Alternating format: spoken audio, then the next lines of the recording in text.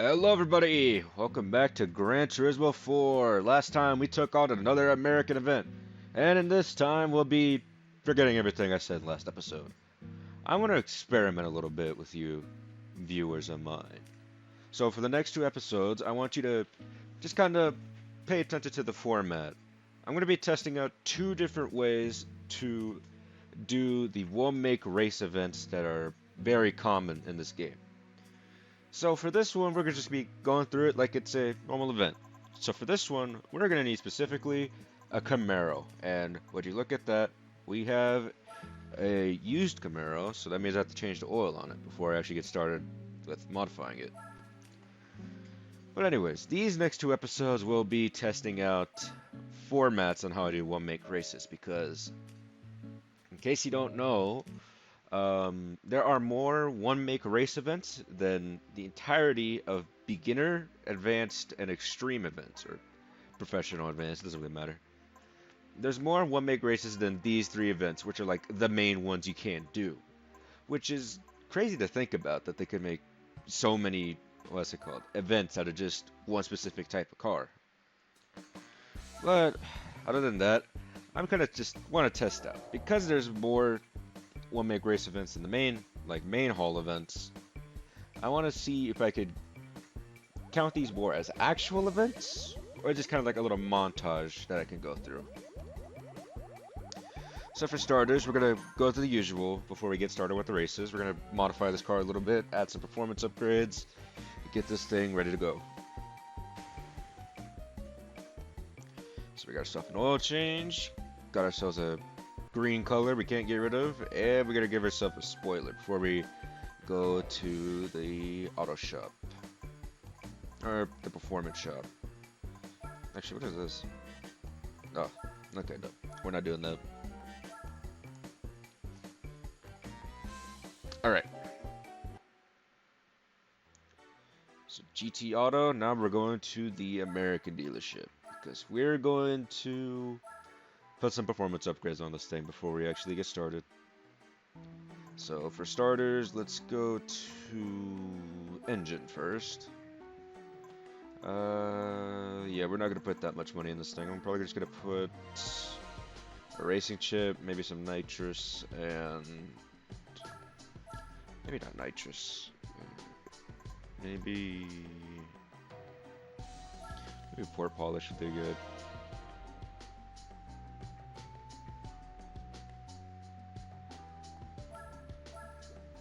All right. Let's go to drivetrain, get ourselves something a little bit more responsive. Good exchange contact pressure to handle more powerful engines. The characteristics can be improved by combining this with a lightweight flywheel.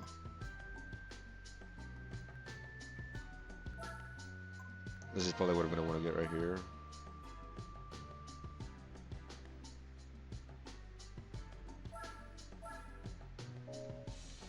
Alright. I'd say we should be ready, because this thing shouldn't be that difficult. So welcome to the Camaro meeting.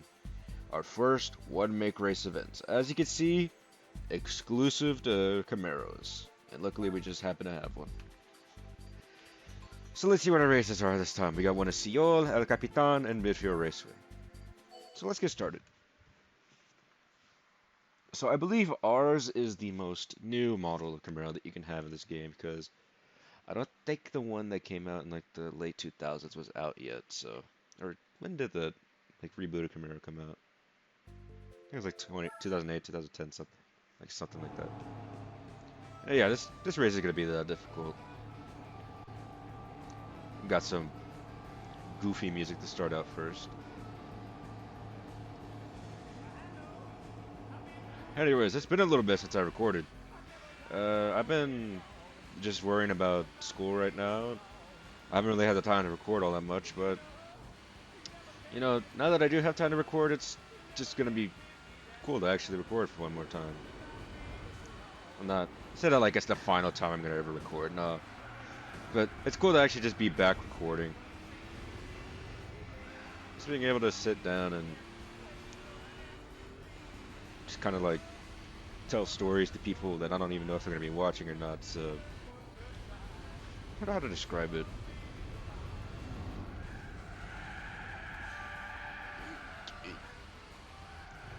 But anyways, there's been a good amount of stuff that's happened since the last time I recorded.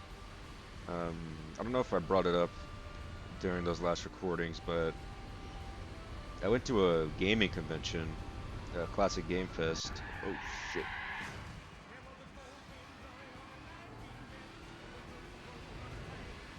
I went to a Classic Game Fest and I got some pretty cool stuff there. I got a couple of games. I think the best thing I found there was a copy of Driver San Francisco, which is like it's Ubisoft's most elusive game because they don't sell it on any platforms anymore. It's kind of difficult to actually get your hands on a copy of Driver San Francisco now. So I can't catch up with this one guy in front.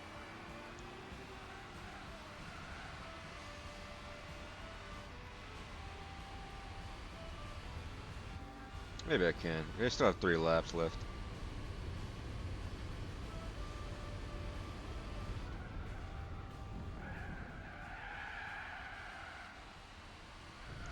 So anyways, I picked up that. I picked up Driver San Francisco. I got a couple of little like cool pieces of like merchandise or merch. I got a. Ooh, that was choppy. Sorry if you heard that. Um, I got myself a couple of Kirby plushes. Okay, I'm gonna put another upgrade on this thing. You're gonna give me a second, but I got me a couple of Kirby plushes. I think one of them is of the yeah, one of them's of Cutter, and then one of them's of the Parasol ability. So I got that. I got me these 2 cool little like I don't know if they're like 3D printed or not, but they're like little pixel cutouts, and they are Punch-Out characters. The 2 I chose specifically was Soda Popinski and Mr. Sandman. So I got that. I picked up a Pokemon plush, and then other than that, that's pretty much all I picked up. I didn't walk in with much money going into there, but I still had a good time. You know, they had stuff like tournaments there, which is pretty cool. It was with the tournaments with the company that like allows you to get HDMI support for your GameCube. What was it? Eon, I think. So I did a couple tournaments that they were hosting. Went into there. Me and my friend did pretty good. I'd say we did pretty good. I'm spending a lot more money than oh, geez. I just did that impulsively. All right, well, if there's ever another event we need a Camaro on, then we at least have this now. Maybe weight reduction one. So yeah, I competed in a Mario. Me and my friend competed in 2 Mario Kart Double Dash tournaments. We got top 3 once, and then we didn't the other time because we kept getting shafted with the items that hit us so much. Like I remember, I think it was on Daisy Cruise. I want to say we were driving, and then we got hit by like a blue shell, like right before we were about to cross the finish line, and then a red shell right before, like even closer before the finish line. It was crazy. We got like I want to say like 5th or 6th. Maybe we've got 8th. And then let me see. I also compete. Yeah, I made this thing a little bit too overpowered. I don't know what it was. I couldn't catch up to that. Well, I know what it was. It was that. It was the 2 turns right after that second straight. But I competed in a melee tournament on my own. I made it past round 1, and then I got knocked out second round by a Marth player. That's because I have little experience with Smash Bros. Melee as a like competitive game. But I do have experience with Smash Bros. Ultimate as a competitive game. And let me see something real quick. No, he's driving a different car than me. Okay. These cars look very similar. The one I'm driving and the car this guy right here is driving. Oh, Jesus Christ. Christ. Do you want to play like that? Alright, watch me.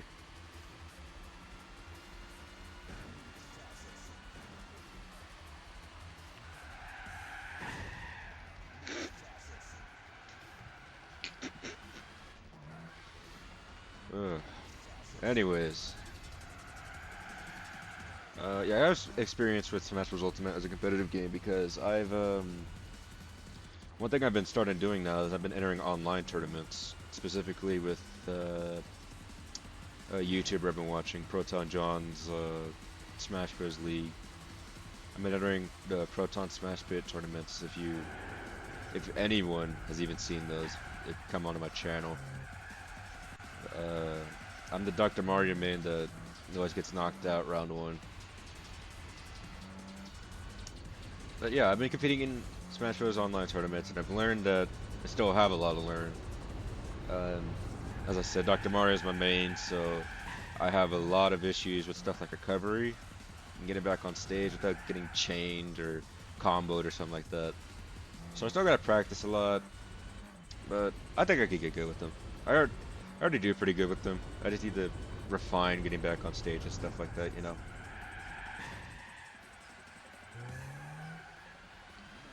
But other than that, let's see. I haven't really, outside of the convention, this summer I went to a water park. It's pretty cool. It's like a yearly tradition with my family to try either go to a water park or go to the beach. Sometimes both, sometimes not. Uh, this time we decided to just go to the water park, and it was fun. It's been a while since I've been to the specific water park we went to. It was Schlitterbahn and Braunfels. And yeah, the Schlitterbahn and the Braunfels it's a big water park. I like it. It's it's weird. The layout's like split up into three different water park sections. It's like you have the new one, the middle one, and then there's an old one that has like old spring water in it that's like really cold. And the old one has all like the tube rides and stuff, and then the new one has the water slide. Like everyone goes to Schlitterbahn for the Master Blaster, and then you have the middle one, which is just there for the lazy river. So I don't know if anyone that's watching me is from Texas, but if you've been to Schlitterbahn before, just comment down below. Yeah. Sorry if I've been like like get interactions. I don't know if that really like boosts YouTube's algorithm to try and get me more video, like more viewers. Either that or I'm just not making the videos appealing enough, but I'm saying that mainly just because my last video got age restricted because I made the title originally America Fuck Yeah, and then YouTube was like, you can't do that. Sorry, you can't do that. You can't allow children to see that. And then I changed it. Now it's monetized, but it got fucked over, and now it's like now I have like 12 views in that video compared to like the usual like 30 or 40 I have. So overall, that last video was kind of a flop. Even though that video was probably, I like the video. I like the championship I got with it, and it's a shame that it got age restricted because it kind of got shafted with actually getting views. And I made this thing a little bit too powerful. Oh no, the Camaro I was having a problem with earlier is from 2000. So I don't have the newest Camaro you can have in this game. Looks like I gotta buy that one. Anyways, let's see what our prize money for this one is. I know one make races can pay out good sometimes, and other times it'll just be like bleh. Like other times the payout will just be like whatever. Alright. So let's get out of here and let's go do our second one in El Capitan. Let's see. May start entering my local in-person tournaments soon. I don't know if I will or not for Super Smash Bros. Ultimate. I don't know. I like competing in tournaments, but getting knocked out first round, it's not really like demoralizing to me because I know I'll just like next time I'll come back and I'll keep competing, right? But getting knocked out is like there's so much time you have to. Well, there's so much time I want to spend just watching the matches, right? Like even after I get knocked out, like I still want to be there watching matches, right? Like it's not like when you're knocked out, it's the end of the world or anything. It's like you just get back up and you compete next time and just enjoy the tournament, you know? But the thing is, there's so much time that's spent on these tournaments. It's like, ugh. Just drop a, you have to commit to a few hours of just competing or spectating. But I may start entering local tournaments soon. So now we're on El Capitan. Not really caring because this thing is already outpacing every opponent. I don't think I should have added the supercharger. I think honestly the exhaust probably would have been enough for an upgrade. It would have been a lot less expensive.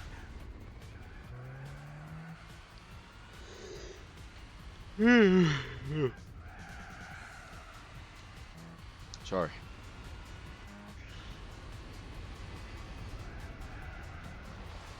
So let's see.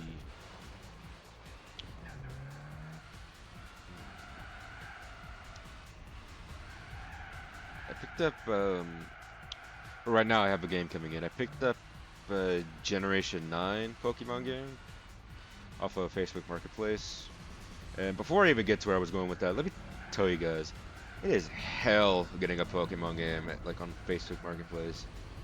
I went to like 3 different people before I actually managed to get a copy of the game. Okay.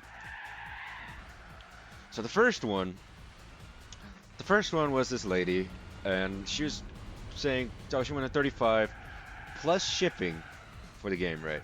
But she didn't have it like stated on the listing, and not to mention it was with the other Generation 9 Pokemon game. I was trying to go for Violet, and the listing also had Scarlet with Violet, so it was both of them. And I told her, I messaged her, and I was like, I want only Violet. Do you think you can make the listing for that? And she was like, yeah. She was like, well, actually, I need to check what the message said. I said something like, if I get this, if I get Violet, can I get it with shipping? And she was like, yes, yes. You know, I could just check the message real quick, just to run it straight. So let me get this pulled up.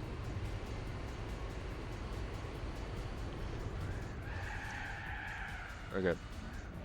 I said, how much do you want for Pokemon Violet, and are you willing to do shipping? She said, yes, 40 with shipping. I said, okay, I'm good with that. Can you make the listing for it, please? And then, like 3 days later, she still left me on red. Like, she did not answer back to, like, that question. I was checking the page. The thing is, she never put back up the listing for it. So, she never put a listing up for Violet, so I had to look for someone else.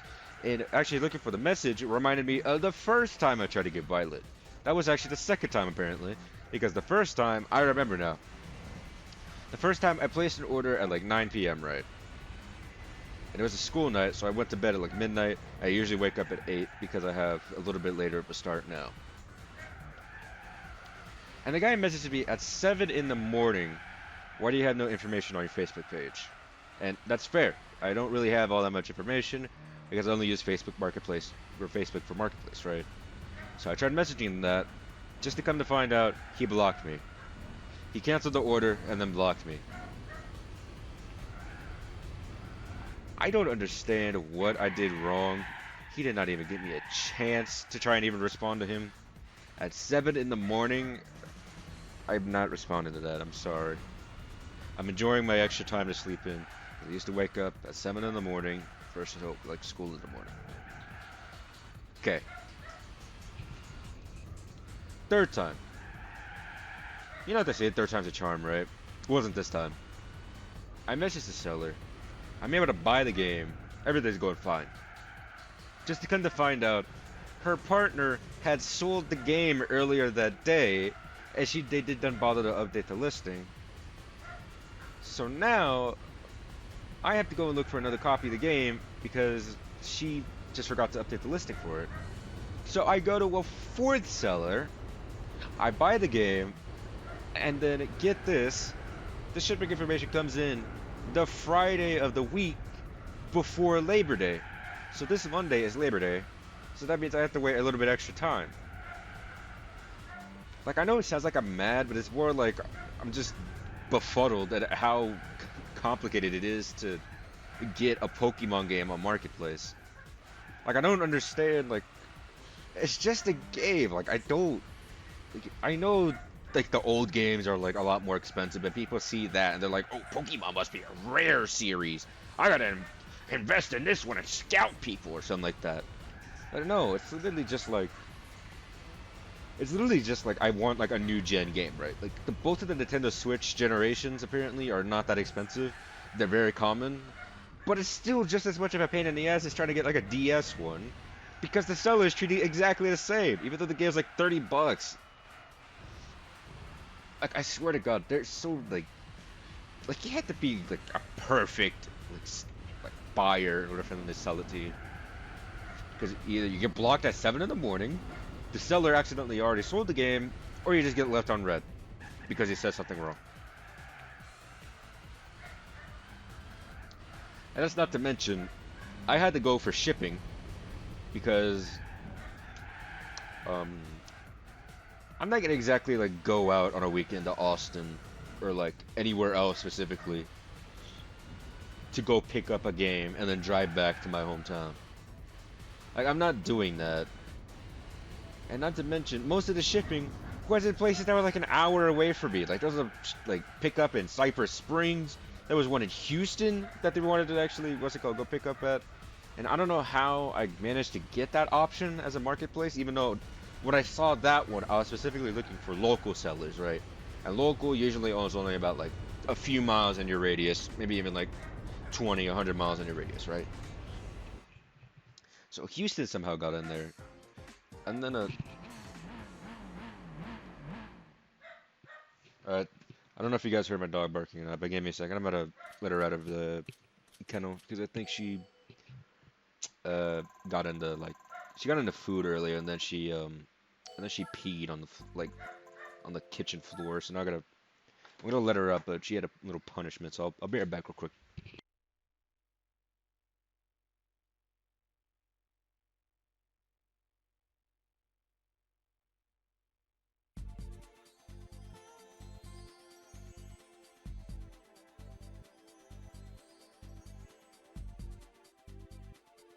Sorry about that. I'm back now, and we're ready to go back to our last race on Midfield Raceway. And you know what? That little tirade about Pokemon games somehow managed to get me to forget about what I was gonna say. It was something about picking up games. Um, I don't know anymore. That little bit of bewilderment managed to somehow get me to forget what I was going to talk about. But I guess the issues with me getting Pokemon Violet are something that just kind of plagues Marketplace in general. There's a lot of like scammers and people that will just like trick you into what's it called, not doing anything. Like they'll make you think you're about to get the game you want, or they'll make you think like, oh, I'm an actual buyer, you should ship it to me, and then they just like ghost you, even though you're trying to buy something from them. Like I've had this happen multiple times on me with Marketplace. Like I remember, I forgot what game it was. It was a PS2 game. I think it was specifically, I want to say Ace Combat Zero. I saw a copy of it and I wanted it because it was the last one I needed for the PS2 trilogy for Ace Combat. And I remember I was asking for Ace Combat Zero. The seller said like, oh, 25 bucks. It came complete in box. And then I remembered she asked me something like PayPal or Venmo. It was just that, right? And I said, I don't have PayPal, but I have Cash App. I can also just pay. I can also pay on just the listing if you want that. Read it, didn't respond. And then I come to find out she removed it from the marketplace. Oh boy. And I remember another one that happened. Let me see.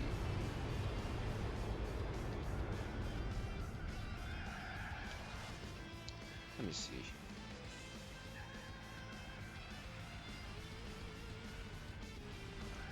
Oh, I remember now. I remember another story now. I placed an order for Hitman Blood Money on PS2, right? I'm trying to get my PS. Oh, okay. I need to start hitting the accelerator. Anyways, I bought Hitman 2 or Hitman Blood Money for PS2, right?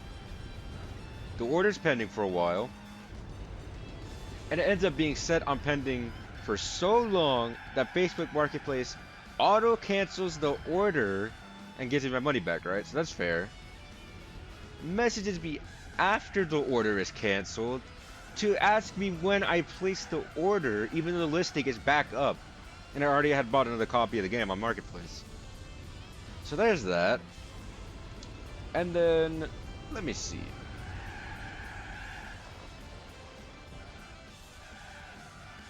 Let me see. Of course, I've had good experiences with Marketplace. You know, I've had sellers that actually, like, you know, respond to messages quickly. And, you know, they respond to messages quickly. They sound like, you know, actual people, not just like bots that are like automated to respond to people. You know, they tell you about things that you want, you know, they tell you about that. They're like, you should keep going back to my page if you liked what I did here.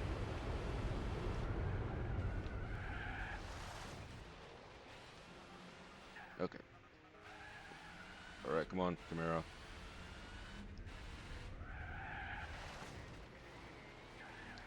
Alright, I need to start paying attention.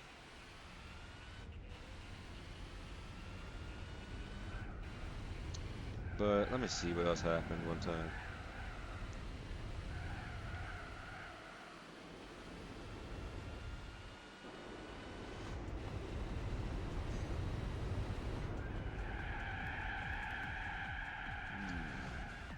I don't think I've had much like other Facebook Marketplace stories that were as dumb as the ones I just said.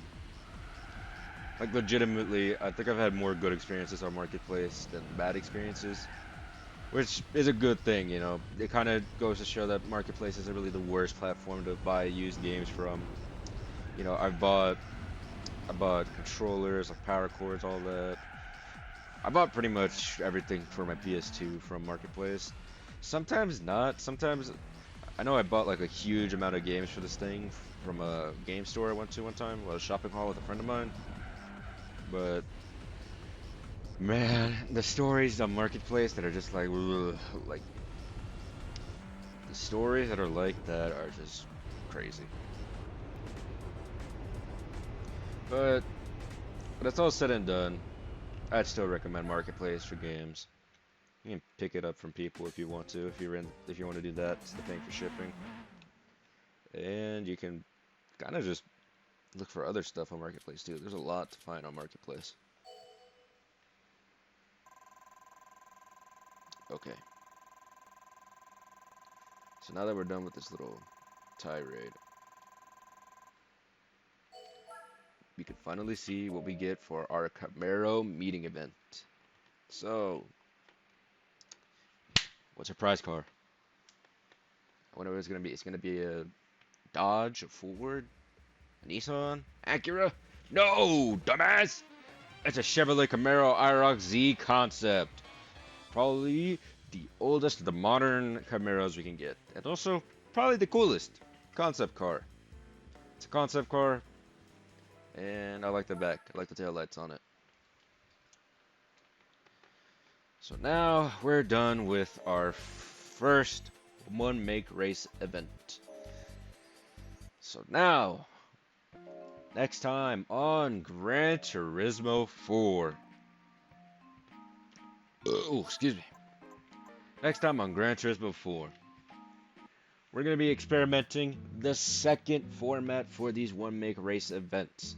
So, I will see you guys next time.